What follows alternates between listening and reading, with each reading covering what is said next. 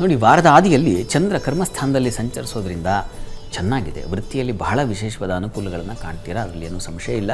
ನಿಮಗೆ ಹೊಸ ಅವಕಾಶಗಳಿಗೆ ದಾರಿಯಾಗುತ್ತೆ. ಪೆಟ್ರೋಲಿಯಂ ಮತ್ತು ಈ ಆಟೋಮೊಬೈಲ್ಸ್ ಇಂಥ ಕ್ಷೇತ್ರಗಳವರಿಗೆ ತುಂಬ ಚೆನ್ನಾಗಿದೆ.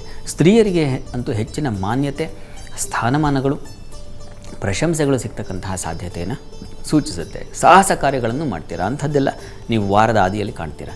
ಸಂಗಾತಿಯಲ್ಲಿ ಸ್ವಲ್ಪ ಮನಸ್ತಾಪ, ವ್ಯಯ ಇದೆ ಅವರಿಂದಾಗಿ. ಯಾಕೆಂದರೆ ಬುಧ ನೋಡಿ, ತುಲಾರಾಶಿಯವರಿಗೆ ವ್ಯಯಾಧಿಪತಿ ಸಪ್ತಮಕ್ಕೆ ಹೋದಾಗ ಸಂಗಾತಿಯಿಂದಾಗಿ ಅತಿಯಾದ ವ್ಯಯ ಕಾಣ್ತಕ್ಕಂಥದ್ದು. ಏನು ಖರ್ಚಾಯಿತು ಅಂತ ಇಬ್ಬರು ಪರಸ್ಪರ ಬೈಕೊಳ್ಬೇಕಾದ ಪರಿಸ್ಥಿತಿ ಬಂದುಬಿಡುತ್ತೆ. ಮತ್ತು ಕೃಷಿಕರಿಗೆಲ್ಲ ತುಂಬ ಚೆನ್ನಾಗಿದೆ. ಕೃಷಿ ಹಾಗೂ ಧಾನ್ಯ, ನೀರು ಇಂತಹ ವ್ಯಾಪಾರಿಗಳಿಗೆಲ್ಲ ತುಂಬ ಲಾಭದಾಯಕವಾಗಿದೆ.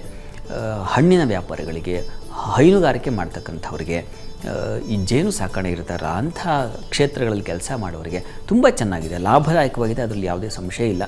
ಆ ಮಟ್ಟಿಗೆ ಒಂದು ಒಳ್ಳೆಯ ಫಲ ಖಂಡಿತ ಕೊಡುತ್ತೆ. ಆ ತೊಂದರೆ ಏನಪ್ಪ ಅಂದರೆ ಸಂಗಾತಿಯ ವಿಚಾರದಲ್ಲಿ ಸ್ವಲ್ಪ ಮಟ್ಟಿಗೆ ಮನಸ್ತಾಪಗಳಿದ್ದಾವೆ ವಾರದ ಆದಿಯಲ್ಲಿ.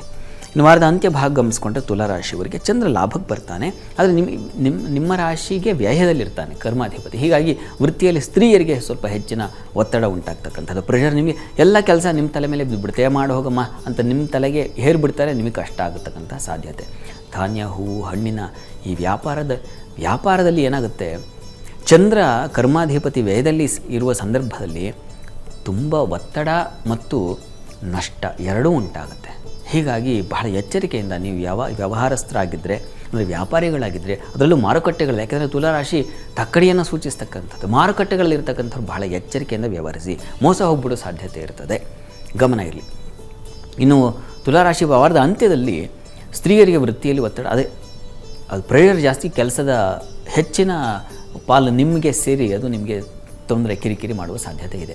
ಇನ್ನು ಮೆಡಿಕಲ್ ಫೀಲ್ಡಲ್ಲಿ ಇರ್ತಕ್ಕಂಥವ್ರಿಗೆ ವ್ಯಯವೂ ಇದೆ, ಅನುಕೂಲವೂ ಇದೆ. ಅಲ್ಲಿ ರವಿ ಲಾಭಾಧಿಪತಿ, ಬುಧ ವ್ಯಯಾಧಿಪತಿ. ಹೀಗಾಗಿ ಬಂದಿದ್ದು ತಡ ಇಲ್ಲ, ಹೋಗಿದ್ದು ತಡ ಇಲ್ಲ, ಆ ರೀತಿಯ ಒಂದು ಲಕ್ಷಣವನ್ನು ಕಾಣ್ತೀರಾ ಈ ವಾರದ ಆದಿಯಲ್ಲಿ.